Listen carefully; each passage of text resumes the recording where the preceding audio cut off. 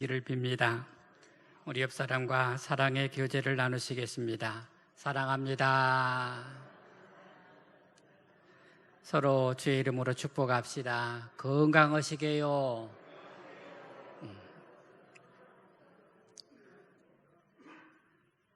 사랑하는 여러분, 오늘 조금 가까이 앉으니까 훨씬 더 좋지요? 네. 멀리 떨어져 있는 게 사람을 고독하게 했습니다. 여러분 그동안 많이 고독하셨죠? 예. 오늘은 교회 절기로 맥주 감사절입니다. 맥주 감사절은 우리나라가 가난했던 시절 보리 농사를 지어서 추수해서 춘궁기를 이겨 나오면서 이 보리를 먹게 하신 하나님께 감사를 드리던 신앙의 절기입니다. 맥주 감사는 전 세계에서 한국 교회에만 있는 유일한 것입니다. 그만큼 가치 있는 신앙의 유산이라 하겠습니다. 또 오늘은 우리 교회가 코로나19 치유와 회복의 날로 예배드리며 코로나19로부터 해방을 선포하는 주일입니다. 코로나19가 사라진 것은 아니지만 우리는 오늘의 예배를 통해서 신앙의 결단으로 코로나19의 꼬리를 끊어내는 선포를 하고자 합니다. 오늘의 감사와 신앙의 선포를 통해서 하나님께는 영광이 되고 우리 모두에게는 치유와 회복의 감사절이 되기를 진심으로 소망합니다. 블룸버그라는 전 뉴욕시장인 마이클 블룸버그가 창립한 경제 전문 뉴스 통신사가 있습니다. 이 블룸버그에서는 그동안 매월 세계적으로 코로나19 회복력 순위를 매겨왔습니다. 그리고 6월 조사를 마지막으로 이 조사를 중단하게 되었습니다. 그런데 6월 마지막 조사에서 우리나라는 코로나19 회복력 세계 1위를 차지하였습니다. 우리나라가 한때 확진자가 급증할 때는 이 순위가 많이 떨어졌지만 그 뒤로 줄곧 상위를 유지해 오고 있었는데 마지막 조사에서 코로나19 회복력 전 세계 1위를 차지하고 마치게 되었습니다. 코로나19가 우리 곁에서 사라진 것은 아닙니다. 하지만 이제는 두려워하지도 말고 염려하지도 말고 조심하면서도 담대하게 살아가시는 우리 성도님들이 되시기를 축원합니다. 혹시 여러분 중에 코로나19에 걸렸던 분이 계신가? 손을 들어보시기 바랍니다. 코로나19에 걸렸던 분들. 그래도 얼마 안 되네요. 예. 걸렸던 분들이 그동안 수고했다고 박수로 격려 한번 해줍시다. 예. 한 번 하면 서운하죠. 코로나19에 후유증이 없도록 한 번 더 격려합시다. 예. 우리 성도님들의 기도와 후원으로 여러분들 모두가 강건해지기를 축복합니다.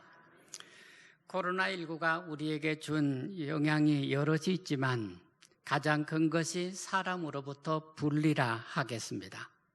코로나19는 우리에게 마스크를 강요했습니다. 사람으로부터 격리시켰습니다. 감염의 위험 때문에 우리는 사람들을 항상 의심하고 살아왔습니다. 한때 우리는 마스크 안 쓴 사람은 위험한 사람으로 보아왔습니다. 누구든지 마스크 안 썼으면 위험한 사람이었습니다. 그만큼 서로를 위해서 조심할 수밖에 없었습니다. 코로나에 감염된 사람은 무슨 큰 잘못을 저지른 사람처럼 스스로 자신을 탓해야 했었습니다. 특히 자기 때문에 다른 사람이 감염되었다고 생각했던 사람들은 원치 않게 스스로 많은 자책을 해야 했었습니다. 한때 병원이나 시설에 사람이 격리될 때는 어디로 끌려가는 것 마냥 마음이 불편했었습니다.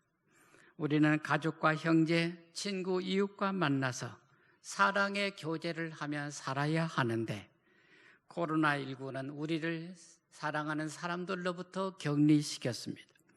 우리는 2년 반 동안 그렇게 힘든 시간들을 보내왔습니다. 그동안 교회와 성도들은 코로나19의 회복을 위해서 기도해 왔습니다. 그 와중에서도 다행인 것은 코로나19 과정에서 치료와 회복의 시간 동안 우리나라의 국민들에게 우리나라가 끼쳐준 우리나라에서 자랑스러운 의료 체계였습니다. 여러분, 우리 국민들은 이 의료 체계의 혜택을 많이 보았습니다. 또한 그 기간 동안 수고했던 의료인들의 수고에 감사하지 않을 수 없습니다. 안타깝게도 희생당하신 분들이나 아직도 후유증에 있는 분들이 있지만 코로나19 과정에서 우리나라의 K-방역은 자랑스러운 것이었고 우리 국가와 국민들의 자존감을 세우는 중요한 이슈였습니다. 사랑하는 여러분, 오늘 우리는 맥주 감사절을 맞았습니다. 그리고 오늘 주일을 그동안 우리가 함께 이렇게 자유롭게 모이지도 못하고 공동식사도 못했던 것을 오늘은 다 풀어놓고 하면서 코로나19의 치유와 회복을 선포하는 것입니다.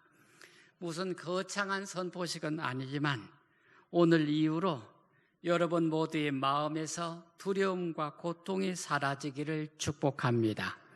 이제 더 이상 코로나를 무서워하지도 말고 담대하시기를 축복합니다. 그런 마음으로 오늘 여러분과 함께 치유와 회복을 선포하는 말씀을 나누고자 합니다. 사랑하는 여러분, 오늘 여러분과 코로나19 치유와 회복의 말씀을 나누고자 할 때 우리는 이렇게 생각할 수 있습니다.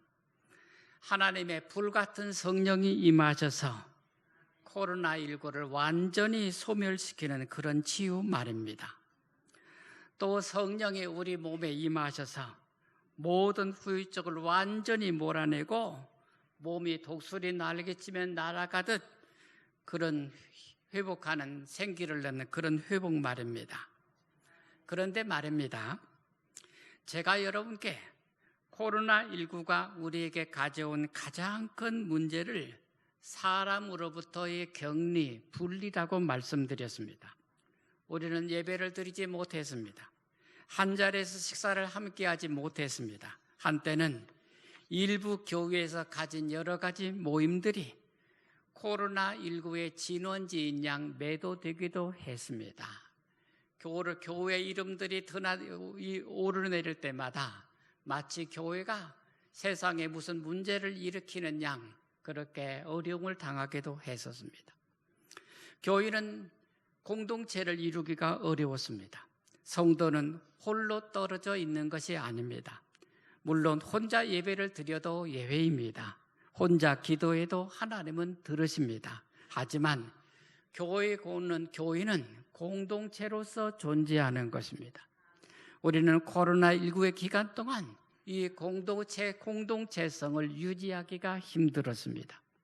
그래서 여러분, 오늘 코로나19로부터의 치유와 회복은 코로나19의 바이러스를 몰아내고 몸의 건강을 회복하자 그런 말씀이 아니라 코로나19로 인해서 흩어진 교회를 다시 치유하고 회복하여 교회의 공동체성을 회복하자 하는 말씀입니다.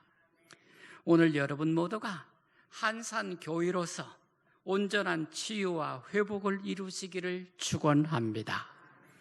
오늘 여러분께서 읽으신 말씀은 다윗의 시로 되어 있습니다.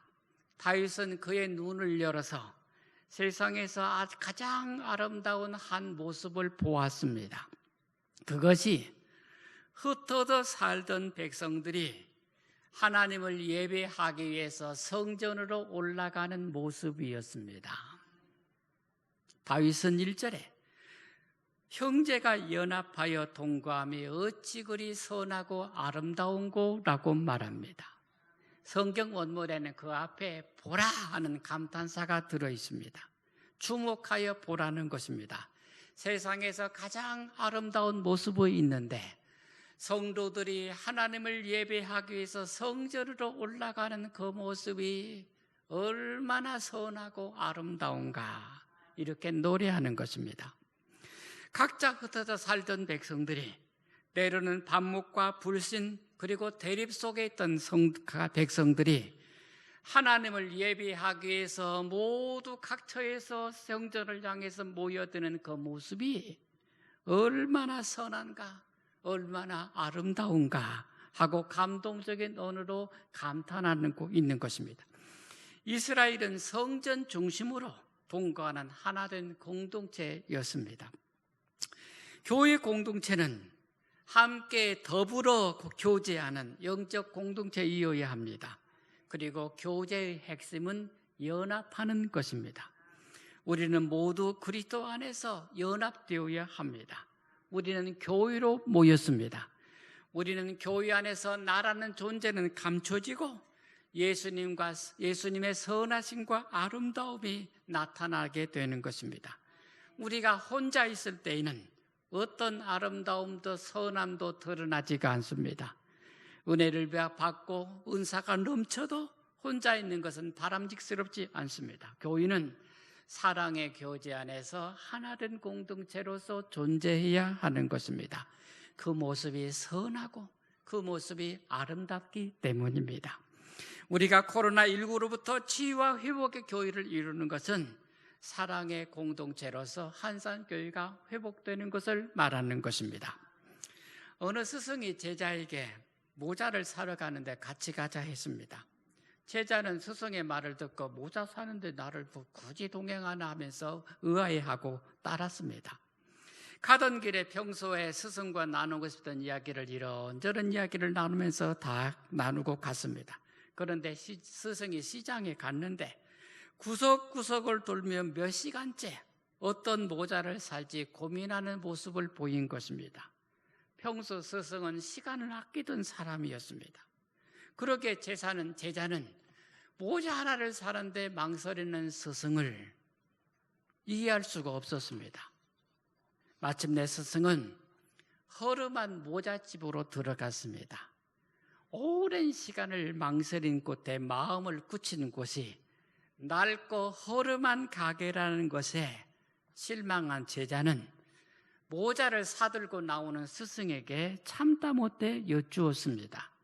스승님, 백화점에 가시면 훨씬 더 좋은 모자들을 살 수 있는데, 그리고 시간을 절절할 수도 있는데 하고 말씀을 드린 것입니다.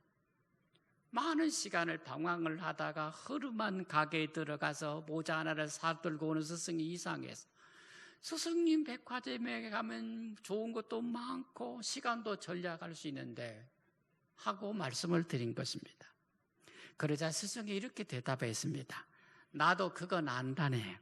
하지만 이런 곳에 모자도 팔아줘야 저 사람들이 먹고 살 것이 아닌가.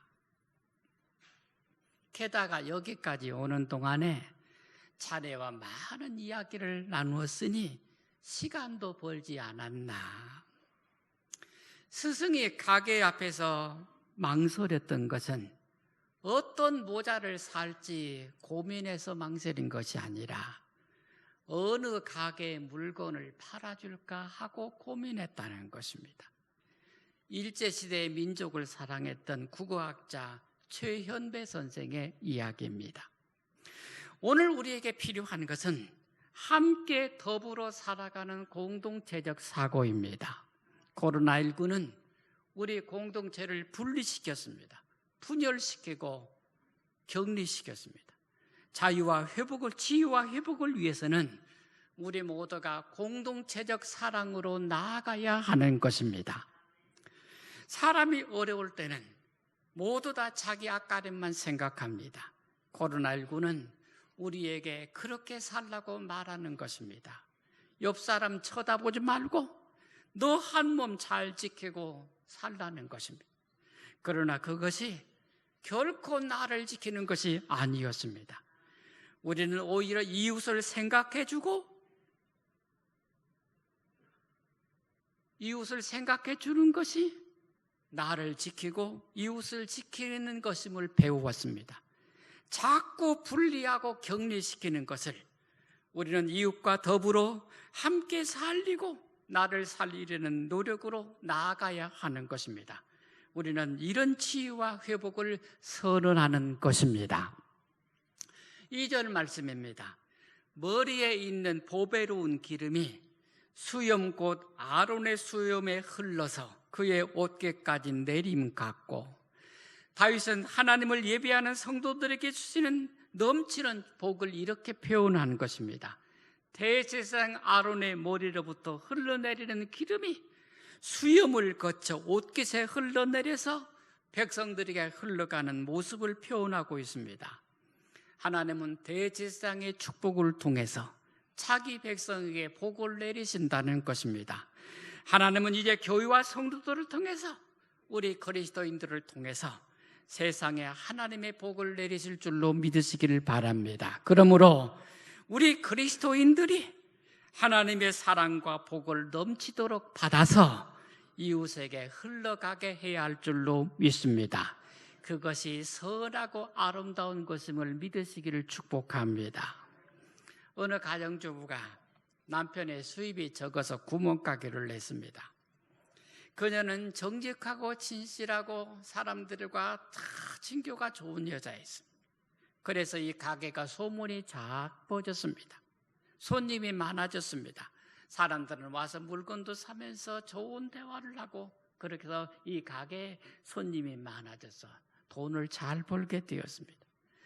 트럭으로 물건을 주문할 정도까지 되었습니다. 하루 온종일 정신없이 물건을 팔았습니다.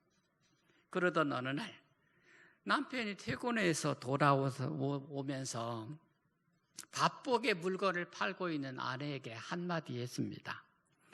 우리 동네 다른 가게들은 손님이 별로 없다고 하네. 저 건너 가게는 곧 문을 닫을 처지가 되었다네. 우리 가게가 너무나 잘 되니 옆에 있는 가게들은 다 파리를 날리고 있고 또 한 가게는 문을 닫으려고 한다는 것입니다. 남편이 아내에게 이렇게 말하자 이 말을 들은 아내가 퍼뜩 깨닫는 것이 있었습니다. 그녀는 이후로 많이 주문하는 물건을 조금씩 주문하기 시작했습니다. 파는 물건의 종류도 줄였습니다.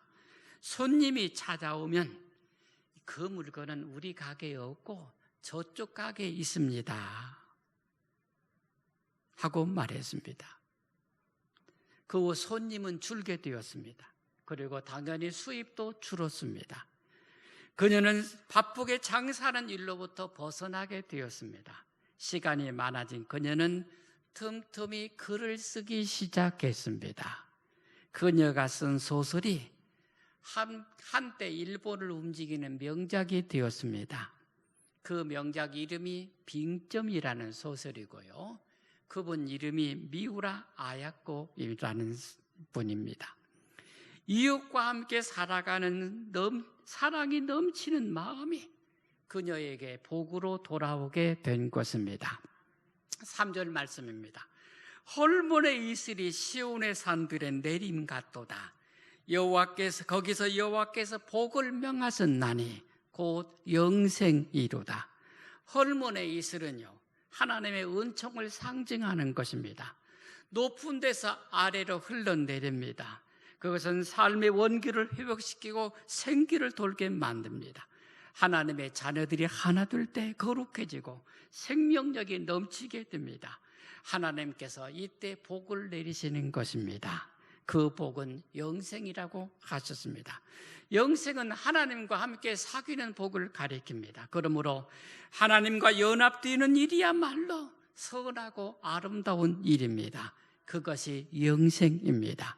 우리 안산교회 모든 성도님들이 사랑의 공동체로 회복되는 일이 바로 영생을 살아가는 일인 줄로 믿으시기를 축복합니다. 남편 없이 아이를 키우는 젊은 여인이 있었습니다. 어느 날 그녀는 구겨지는 10,000원을 들고 동네 가게에 갔습니다. 푸니 한 통을 가지고 가니 계산대로 가니 주인이 16,000원이라 했습니다. 힘없이 돌아서는 아이 엄마 뒤로 가게 주인은 분유통을 제자리로 놓는 척 하다가 슬며시 떨어뜨렸습니다. 분유통에 떨어지면서 큰 소리가 나면서 찌그러졌습니다. 주인은 가게를 막 나가려는 아이 엄마를 불러 세우고는 찌그러진 분유는 반값으로 판다고 말했습니다. 그러고는 10,000원을 받고 2,000원을 거슬러 주었습니다. 아이 엄마는 너무나 감사한 마음으로 분유를 얻었고 가게 주인은 8,000원에 천국을 얻었습니다. 가난한 여인의 마음을 상하게 하지 않게 하려는 그 마음에 천국의 영생이 들어있는 것입니다. 사랑하는 여러분, 코로나19 치유와 회복의 날은 코로나가 없어졌다는 말이 아닙니다. 우리 교회가 분리와 격리를 넘어서 사랑의 공동체로 회복되기를 주의 이름으로 선언하는 것입니다. 여러분 모두가 이렇게 천국의 영생을 살아가기를 주의 이름으로 축복합니다. 기도드리겠습니다. 주님께 찬양과 영광을 돌립니다.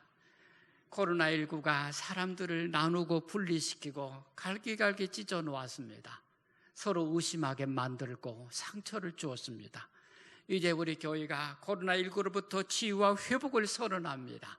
우리 교회가 사랑의 공동체로 온전한 공동체로 회복되어서 하나님 안에서 영생하는 공동체가